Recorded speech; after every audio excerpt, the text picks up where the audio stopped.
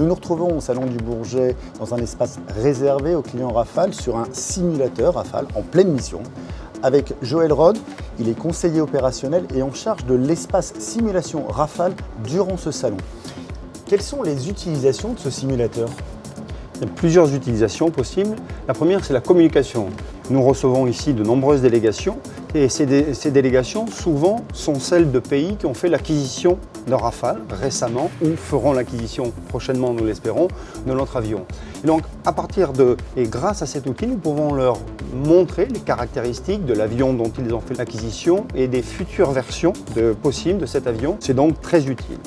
Une deuxième utilisation, c'est que ici, vous êtes assis dans un véritable simulateur. Cet outil, très prochainement, il va être envoyé à Bordeaux-Mérignac de façon à pouvoir participer à la formation d'une des pilotes d'une nation qui a fait l'acquisition de notre avion et qui va former son personnel au sol comme en vol sur le Rafale. Et donc, cet outil, ce simulateur va servir à cet effet. Le premier jour de ce salon de Bourget, le président Emmanuel Macron est venu dans cet espace et a pu assister à une démonstration.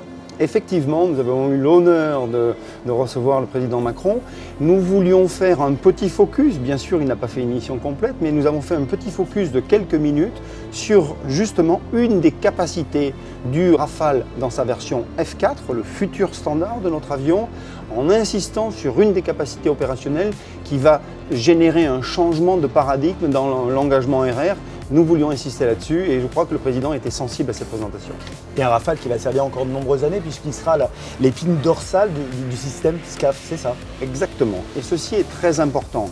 Le Rafale, et nos clients insistent là-dessus, c'est un avion qui va durer encore de nombreuses décennies. Et pour ce qui est du ministre des Armées et du ministère des Armées, il est évident que le Rafale va rester l'épine dorsale de l'aviation militaire française et va devenir l'épine dorsale du système de combat aérien futur. Parce que le système de combat aérien futur, c'est différents systèmes qui travaillent sur une même mission et c'est un avion de combat qui va effectuer la mission.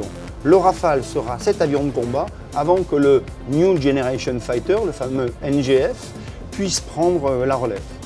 Merci, avec vos explications, nous comprenons beaucoup mieux tout l'intérêt de ce simulateur. Merci à vous.